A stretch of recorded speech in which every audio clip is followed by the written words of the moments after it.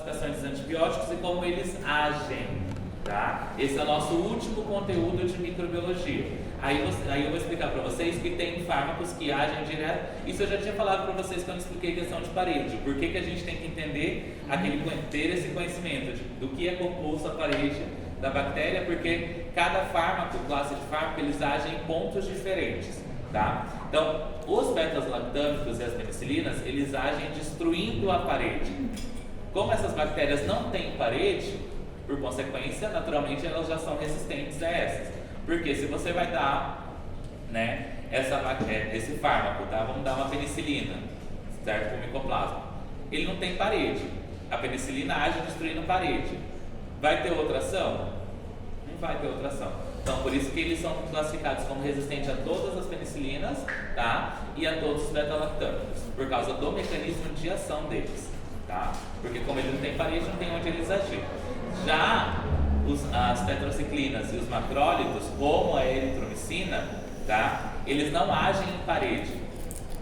Como eles não agem em parede, aí a gente tem a ação dele. Porque essa bactéria, a característica dela é não ter parede, né? Então, se ela não tem parede, a gente tem que ter uma ação que seja fora da parede, tá? No caso, na parte interna. Aí já age diretamente na destruição da produção, na síntese dos ácidos. Aí vocês vão lembrar lá, acho que biologia, vocês tiveram isso, né? Na composição, timina, citocina, nessa questão do que é RNA e DNA, né? Então, tem fármacos que eles agem direto nessa síntese, tá? Dos ácidos nucleicos. A estrutura antigênica que eles possuem, tá?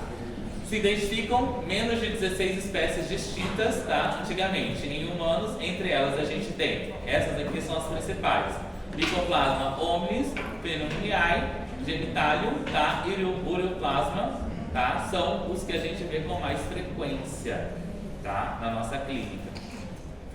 Os micoplasmas apresentam mecanismos avançados de variação antigênica em sua membrana externa, o qual permite evadir da resposta imunitária do hospedeiro.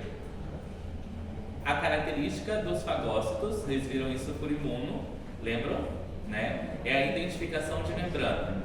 Então, os fagócitos, nos casos dos nossos leucócitos, eles fazem essa identificação da membrana. Como essa bactéria, a membrana dela é diferente, ela é pleomórfica, então dificulta para o fagócito realmente fazer esse processo de identificação como um invasor.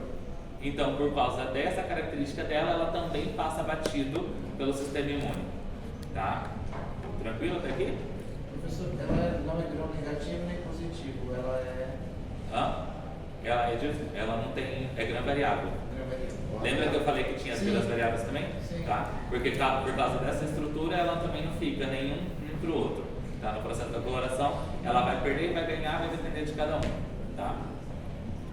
Se classificam, se realizam segundo as características bioquímicas e sorológicas. Aí já é uma parte laboratorial. Tá? Em relação ao laboratório, a gente solicita, né? E a diferença entre elas é coisa pouca, né? Como ela não tem uma característica tão marcante, então vai ser mais essa parte bioquímica, nas análises bioquímicas, que vai ter essa diferença. Os antígenos que fixam, tá? São complemento e se principalmente aos glucopídeos. Os antígenos detectam em provas de imunoenzimático, que é ELISA, tá? São proteínas. Então a gente tem essas opções para verificação, mas já tem aqui para frente certinho cada um. Adesão ao hospedeiro. Muitas espécies têm formas, tá, de botelha ou filamentosas, né, quando são estruturas polares especializadas que facilitam a sua adesão às células epiteliais. Então ela consegue, né, se esparramar, se espalhar e cobrir essa célula e fazer esse processo da adesão e permanência naquele local para não ser expulso. Ela tem exemplos de adesinas, a gente tem a adesina, tá, B1 da pneumoniae e a MGPA da genitalium. Mas essa parte aqui em si, eu não vou cobrar para vocês essa parte porque eu acho muito específica. Isso aqui é quem trabalha com parte de genética microbiana, tá? A gente, como médico, a gente tem que entender os conceitos. Tá? O porquê que essa bactéria é de difícil diagnóstico, por que essa bactéria muitas vezes passa batido, né? Porque muitas vezes tem erro de diagnóstico por questões de confundir com vírus, tá? Quem tinha levantado a mão? Não, eu falei, graças a Deus que o senhor falou que vai cair.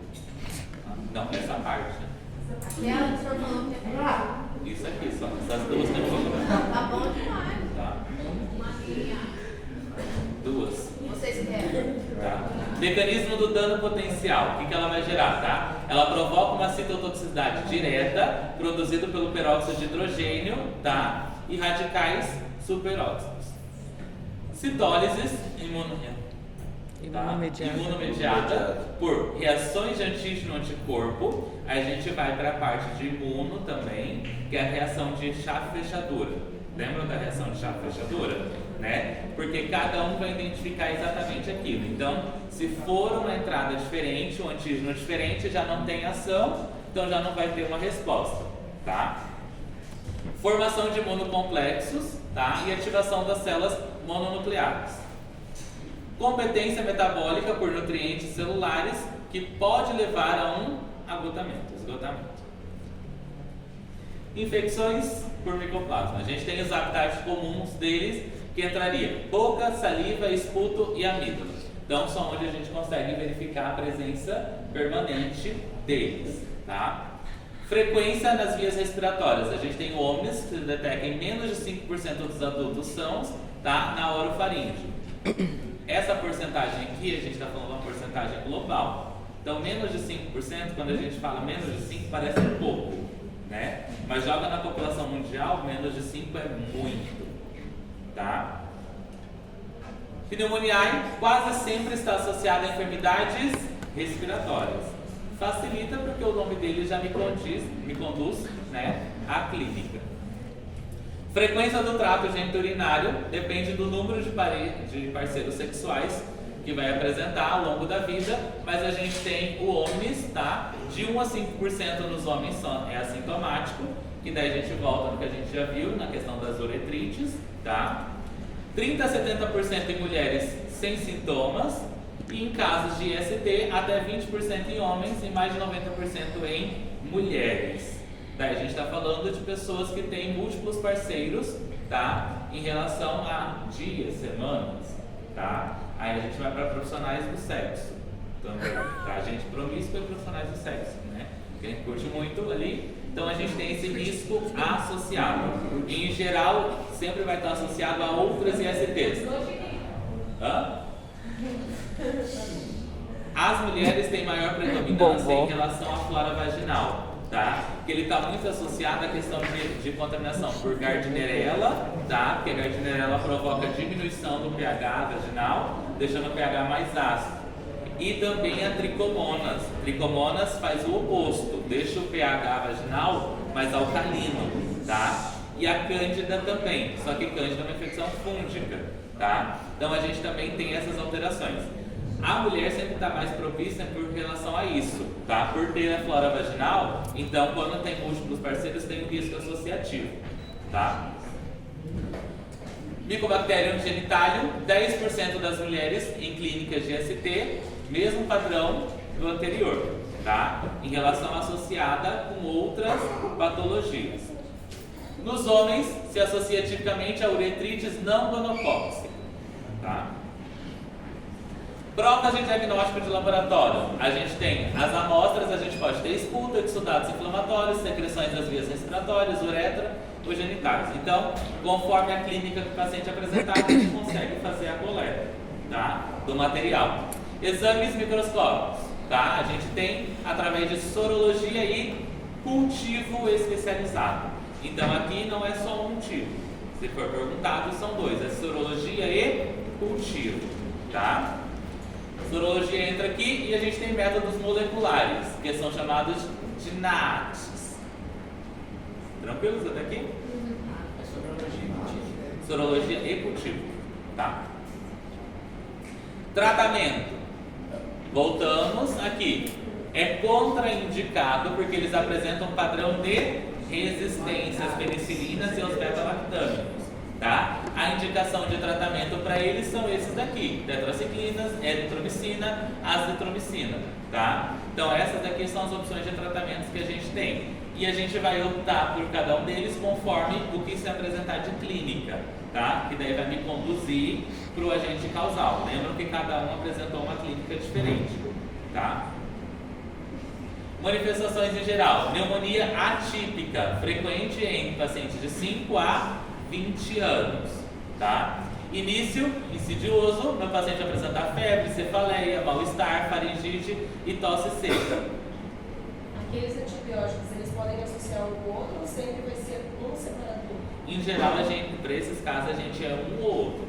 A gente não faz associação para micoplasma porque é fácil de tratar, tá? A questão é que a gente só não pode passar beta-lactâmicos, porque daí não vai ter efeito, tá? Mas em relação a esses, eu posso passar só tetraciclina, eritromicina, o ácido, um de cada um deles. Vai depender daqui, ó, tá vendo? Da espécie de cada um, porque a gente tem as indicações, tá? Mas o tetraciclina, então, vale para os dois, né? Tanto faz, vai depender da clínica que o paciente apresentar, tá? Porque é diferente uma uretrite de uma pneumonia, né? Então a gente tem antibióticos indicados para cada um.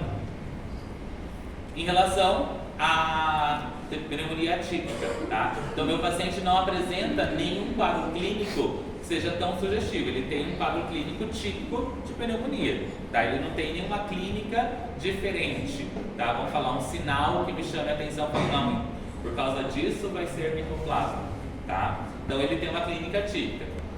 Tosse, tá? Paroxística e às vezes com esputo hemoptóico, tá? Com sangue, tá? Vem aquele catarrinho, tá? Com sangue. Neste caso, a cor do catarro vai ser mais puro amarelado, tá? Vai ser um catarro amarelo com estrias de sangue ou um sangue mais ativo, tá? Achados radiológicos, tá? Desproporcionados à auscultação. Complicações: anemia hemolítica, tá? Eritema multiforme, sistema nervoso central posso apresentar meningococefalites, tá? Miocardites e artrites, tá?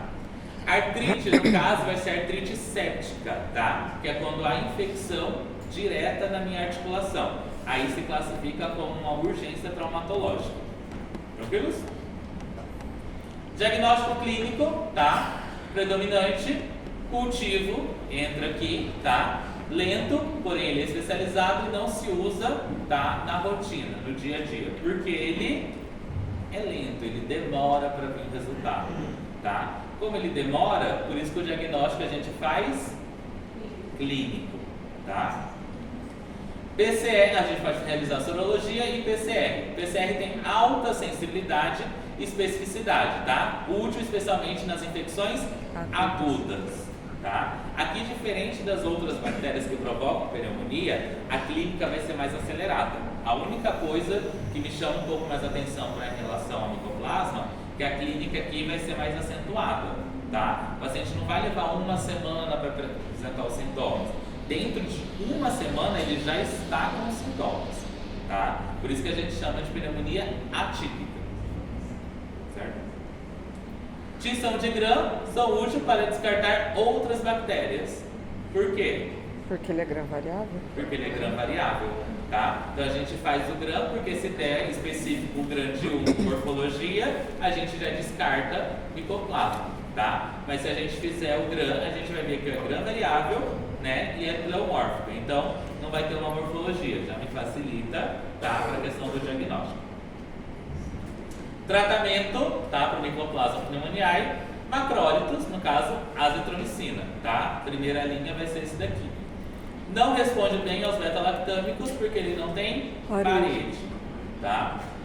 Genitales, azitromicina, dose única. Aí entra, seria azitromicina 1 grama, tá? Sempre que vocês verem, que vocês estiverem estudando, vocês verem que fala azitromicina dose única, sempre vai ser em relação a 1 grama, tá? Da azitromicina. Tranquilo? Porque sempre que tiver só azitromicina, saibam que é um tratamento contínuo. Aí não vai ser de 1 grama, tá? Vai ser menos, só que vai ser mais vezes.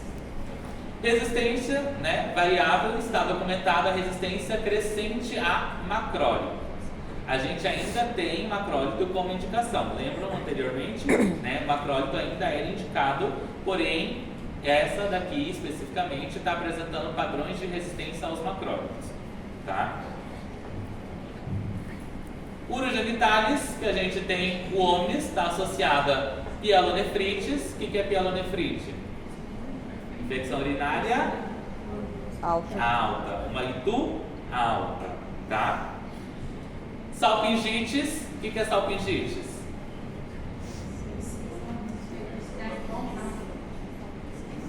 Infecção das trompas uterinas, tá?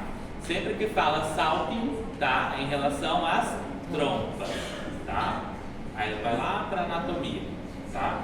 Então, salpingites, tá? Da infecção das trompas. Então, a gente tem um público-alvo aqui maior? Mulheres. Tem, mulheres, tá?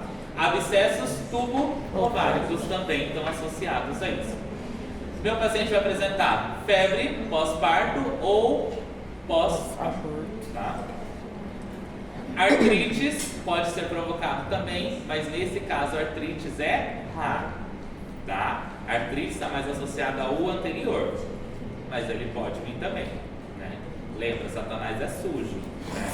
Então às vezes também está associado. Joga abaixo. Genitálium provoca uretrites não gonocóxicas, cervicites, tá? Enfermidades pélvica inflamatória. Então aqui a gente tem um público-alvo nesses dois. Então toda vez que eu falar de micoplasmas urogenitales, eu penso prioritariamente em mulheres. Tá? Tranquilos? Micoplasma ainda urogenitales de importância clínica. A gente tem ureoplasma, tá? Necessita de ureia para crescer. Mais de 10% de ureia para crescer. Uretrites não gonocóxica vai ser provocada, tem alta frequência no aparato genital feminino, tá? Porém relaciona com enfermidades não deve.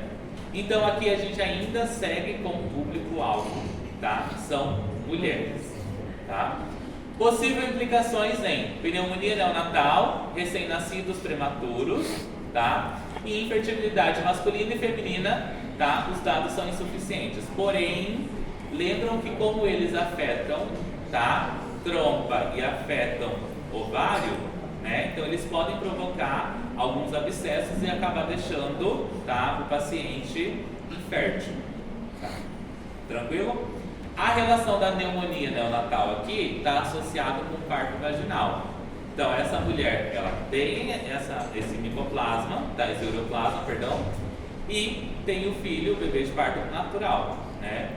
Parto vaginal. Aí a criança tem essa exposição. É o mesmo princípio dos anteriores que a gente viu, que está associado ao Lactiae e a E. coli, tá? Que provoca pneumonia neonatal, tá? Mesmo princípio de contaminação.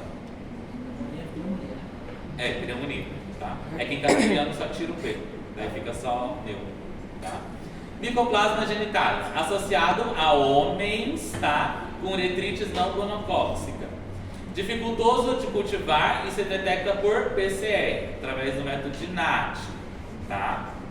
E sorologia, associado a homens com uretrites aguda e crônica. Então esse paciente vai apresentar uma uretrite prévia, pelo menos, certo? Em mulheres, tá? Pode apresentar cervicites, endometrites, salpingites e infertilidade. Mas aqui eu tenho um público-alvo, tá misto, tá? Era para pegar só homens, mas, né? Micoplasma, esse tipo de bactéria tem um tropismo pelo sexo feminino, tá? Tratamento sugerido, azitromicina, tá? Tá apresentando resistência crescente. Então, hoje em dia, muitos tratamentos a gente começa com azitromicina, não está respondendo porque já criaram resistência, tá? Quando esse falha, a gente tem moxifloxacino, tá? Indicado. Então, se resistência a ácitro, a gente tem outra opção. Família de ciclo. E é isso. Tá bom. Certo? Certo. Semana